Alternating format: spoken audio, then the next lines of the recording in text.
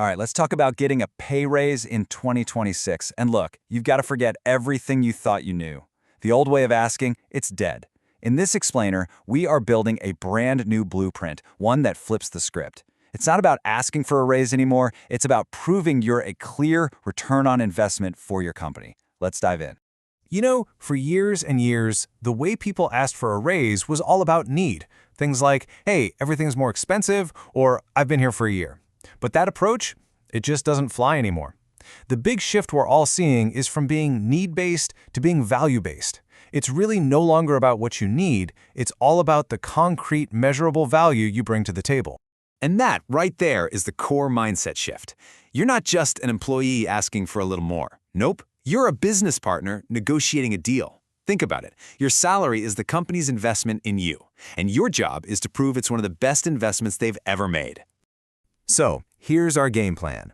We'll kick things off with what we're calling the payday pivot. Then, we're going to get into 3 actionable steps: building an undeniable case, pitching your future value, and preparing a really smart backup plan.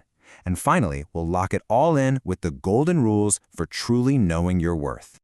Okay, first up, the payday pivot. This is the big idea, the foundation for everything else.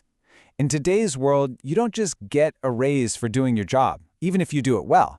You have to strategically earn it by proving, beyond a shadow of a doubt, that you are a fantastic return on investment.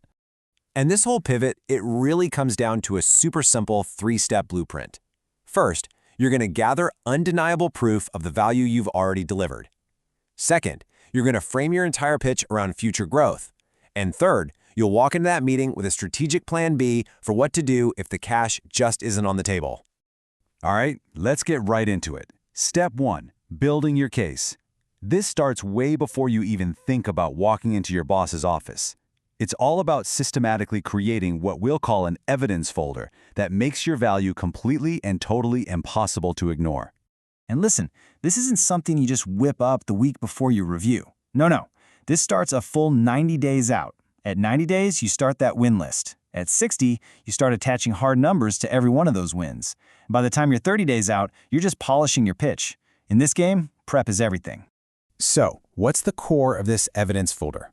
We call it the win list. And I want to be super clear here. This is not your job description. This is a living, breathing document of your professional wins. And the absolute key is to focus on quantifiable results. This slide just lays it out perfectly, right? Managing social media, that's a task. Increasing lead conversion by 15%, now that's a result. Finishing a project is fine, that's your job. But finishing it early and saving the company money, that's a result. You see the pattern here? You're documenting outcomes that affect the bottom line, or maybe just as important, make your boss's life easier. So what does this actually look like? Here's a perfect example. This one sentence, it's 1,000,000 times more powerful than a long list of your daily duties. Why?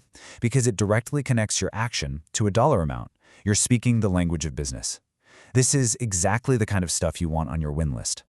Okay, so once you've got that evidence folder packed with all your past wins, you're ready for step 2, pitching your future. Because let's be honest, your past accomplishments are really just the launchpad. The real mission here is to sell your boss on what you're going to do next. And this is so important to remember. Those past wins, they're really just there to build your credibility. The yes you're looking for comes from selling your boss on the future value you're going to create. You're not asking for a reward for last year's work. You're negotiating a new price for next year's even bigger contributions. So here's a super simple but really powerful framework for that conversation.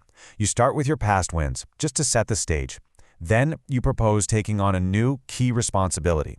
Then, and this is key, you frame it as a direct benefit to them. And only after all of that do you link your salary request to this awesome future impact you're about to have.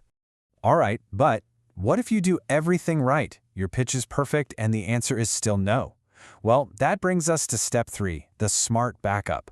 Because let's be real, sometimes the budget really is frozen, and a true pro is always ready for that.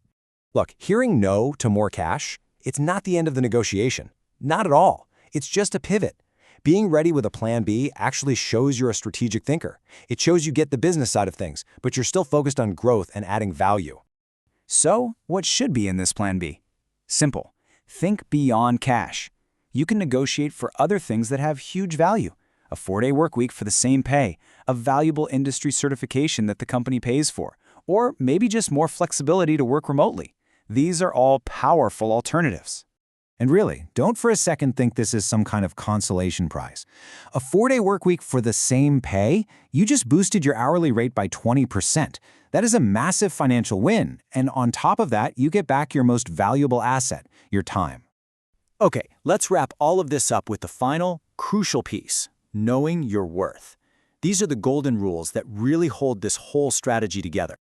Golden rule number 1. Timing is absolutely everything. You never, ever want to approach your boss when they're stressed or running around putting out fires. The perfect time is often something like a Thursday afternoon, especially right after your team had a big win. The mood is good, and they're already in a success mindset. Rule number 2, be the solution. I mean, don't just be the person who does their job well. You want to be the person who actively solves the problems that keep your boss up at night. Believe me, companies will fight to keep their best problem solvers happy. And finally, rule number 3, know your number. You have to do your homework. Use sites like Glassdoor, LinkedIn, whatever it takes to research the current market rate for your exact role in your city. Walking in with that data turns what feels like a personal request into a fact-based business conversation. Look, if there is just one thing you walk away with today, let it be this. You are not begging for money. You are not asking for a favor. You are a professional, renegotiating a business contract based on the clear, proven value that you provide. So I want to leave you with a question to think about. If you've ever asked for a raise and been told no, what was the reason they gave you? Take a moment to think about that answer, but this time, look at it through the lens of this ROI blueprint.